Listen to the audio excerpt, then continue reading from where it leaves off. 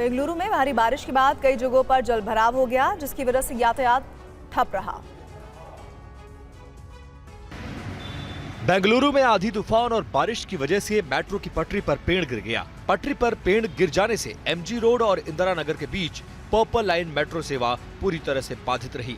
जानकारी के अनुसार बेंगलुरु में करीब 58 जगहों पर जल जमाव से लोगों को परेशानी का सामना करना पड़ रहा है। तेज बारिश का आलम ये रहा कि बारिश ने 133 साल पुराना रिकॉर्ड तोड़ दिया।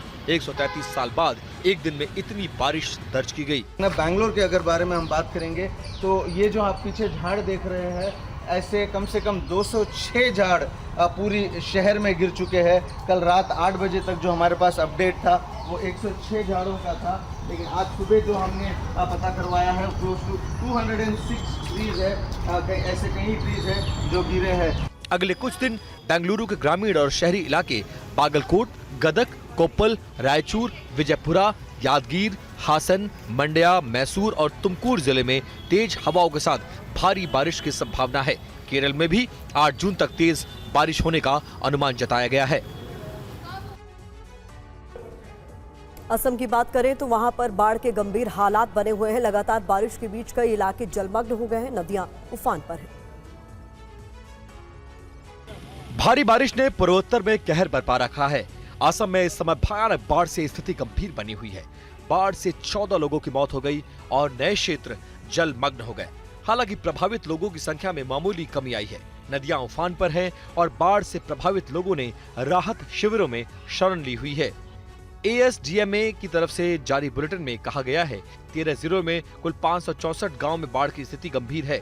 साथ ही जानकारी दी गई है कि 3 प्रमुख नदियां कोपली, बराक, कुशियारा खतरे के निशान से ऊपर बह रही हैं।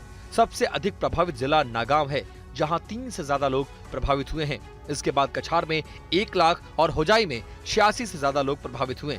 स्थानीय प्रशासन समेत कई एजेंसियों की तरफ से बचाव और राहत अभियान चलाया जा रहा है, जबकि प्रभावित इलाकों में मेडिकल टीमें भी तैनात कर दी गई हैं।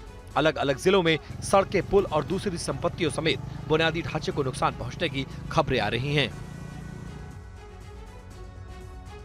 दिल्ली से मुंबई जा रहे अकासा एयर की फ्लाइट में बम की खबर मिलने के बाद उसके रूट में बदलाव किया गया और गुजरात के अहमदाबाद हवाई अड्डे पर लैंड करवाया गया। बम की खबर के बाद फ्लाइट में मौजूद यात्री काफी डर गए। अकासा एयर की दिल्ली मुंबई फ्लाइट में कुल 186 यात्री सवार थे।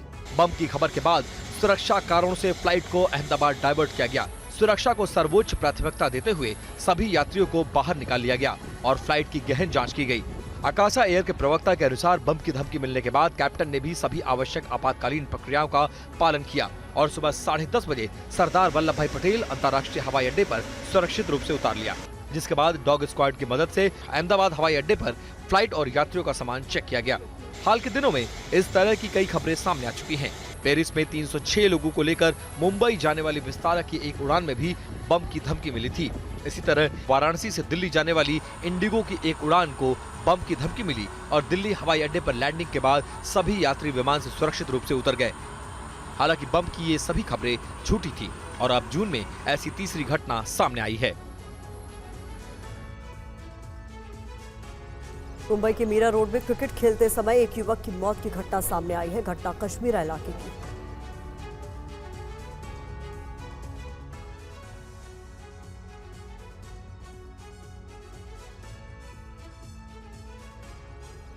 मुंबई के मीरा रोड में क्रिकेट मैच चल रहा था। मैदान में बॉक्स क्रिकेट खेलते समय युवक को दिल का दौरा पड़ा और वो गिर गया। वीडियो में देखा जा सकता है कि गेंद आने के बाद बैटिंग कर रहे शख्स ने करारा शॉट लगाया और सीमा रेखा के पार 6 रन के लिए चला गया, लेकिन शॉट लगाते ही युवक पहले थोड़ा सा लड़खड़ाया और फिर मैदान में गिर गया। जैसे ही खिलाड़ी को नीचे गिरता लोगों ने देखा, वहां मौजूद अन्य खिलाड़ी भागे भागे उसके पास पहुंचते हैं। कुछ लोग युवक की छाती को दबाते नजर आए ताकि सांस आ सके, लेकिन कामयाबी नहीं मिलती। युवक की मैदान पर ही मौत हो गई। घटना कैमरे में कैद हो गई। काशी गांव पुलिस घटना की जांच कर रही है। पुलिस को विस्तृत मेडिकल रिपोर्ट का इंतजार है। हाल के दिनों में इस तरह की कई घटनाएं सामने आ रही हैं। इससे पहले नोएडा में भी क्रिकेट खेलते समय एक इंजीनियर मैदान पर गिर गया और हार्ट अटैक से उसकी मौत हो गई थी।